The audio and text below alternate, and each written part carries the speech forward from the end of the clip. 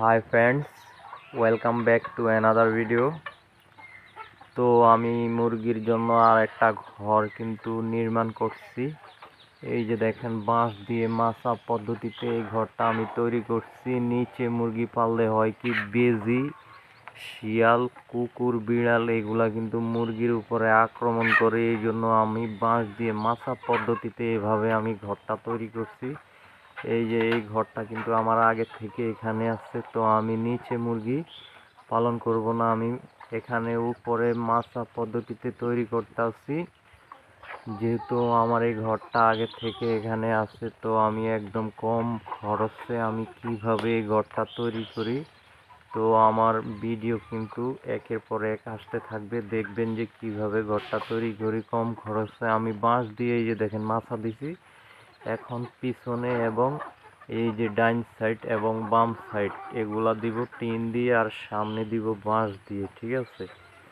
তো আর মুরগি উঠার জন্য এখান দিয়ে একটা সামনে একটা সিঁড়ি আর কি দিমু, এখানে মুরগিগুলা যেন সুন্দরভাবে উপরে উঠতে পারে। তো যেহেতু আমি এখানে থাকি না, তো এখানে কিন্তু নিচে মুরগি পালন করলে কিন্তু প্রবলেম হয়।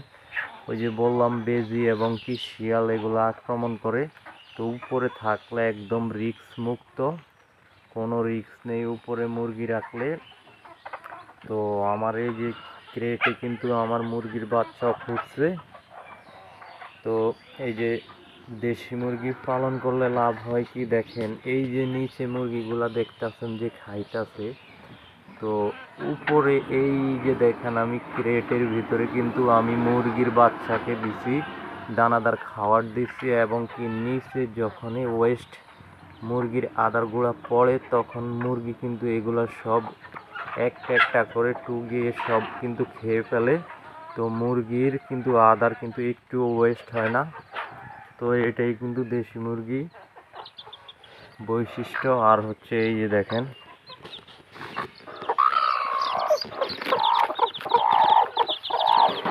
তো এগুলো কিন্তু গলাচ্ছিলাম মুরগির বাচ্চা।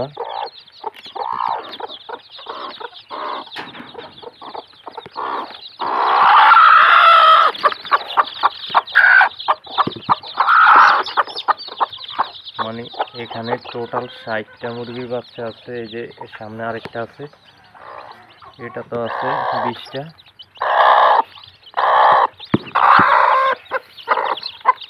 এই যে দেখেন,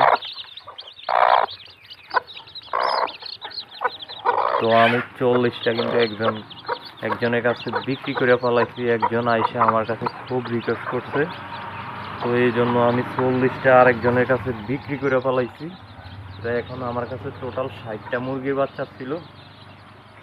এখন টোটাল 100টা মুরগির বাচ্চা ছিল, তো এখন আছে 60টা। আমি 40টা কিন্তু একজনের কাছে বিক্রি করে ফেলাইছি, উনি অনেক রিকোয়েস্ট করছে। তো আমি সর্বপ্রথম কিন্তু মুরগির বাচ্চা ফোটানোর ইচ্ছা ছিল না। আমি এক জায়গায় ফোন দিছি, উনি খুব ব্যস্ত দেখায়, এই হ্যান ত্যান এগুলা বলে। একটা বাচ্চা আমার কাছে 50 টাকা করে চাইছে, একদিনের বাচ্চা। এই জন্য আমি কি করছি, আমি 20-25 দিন ডিম একটাও খাই নাই, সবগুলা জমিয়ে আমি কিন্তু মুরগির বাচ্চা ফুটাইছি। এই যে এগুলা এখন দেখাইলাম, সবাই দোয়া করবেন তো এগুলা যেন সুস্থভাবে বড় হয়ে যায়। আর ঘর কিভাবে নির্মাণ করবেন, কম খরচে মুরগির ঘর কিভাবে বানাবেন, তো এই ভিডিওর নিচে কমেন্ট করবেন। যারা নতুন একদম কিছু বুঝেন না, তাদেরকে আমি কমেন্টের মাধ্যমে বলে দেব, এবং কি হোয়াটসঅ্যাপে কানেক্ট থাকবেন। তো দেশি মুরগি কিন্তু এই যে 70% আদার কস্ট আমার কমে যায়। এই যে দেখেন, এখানে ঘাসের জমি, তো এখানে কিন্তু মুরগি কিন্তু ওই যে খাচ্ছে সবগুলা মুরগি দেখেন। তো এই জন্যই কিন্তু মুরগি মানে আদারের যে একটা কস্ট, ওটা কিন্তু আমার কমে যায়। আর একদম কম খরচে কিভাবে মুরগি পালন করবেন, বেকার বসে থাকে কোনো লাভ নাই, তো কিভাবে টাকা আর্নিং করবেন। তো এই যে দেশি মুরগির এই যে আর একটা ঘর, এই ঘরটাতেও কিন্তু আমি মুরগি এখনো আছে।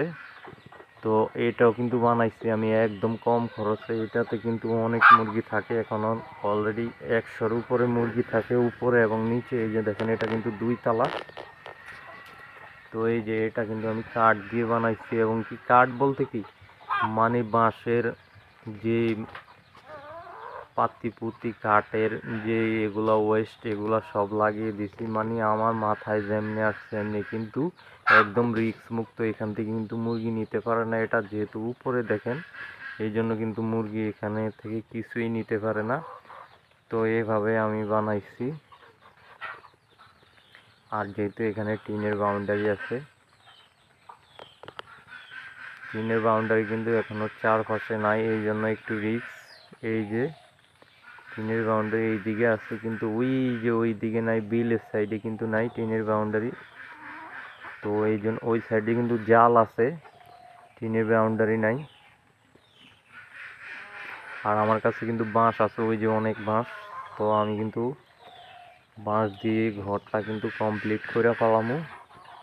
তো আমার এখন পর্যন্ত কোনো টাকা খরচা হয় না এই পর্যন্ত। এই যে করতেছি এখন, আমার খালি পুরাতন কয়েকটা টিন কিনবো ওই যে উপরে সাইড দিয়ে বেড়া দেওয়ানোর জন্য।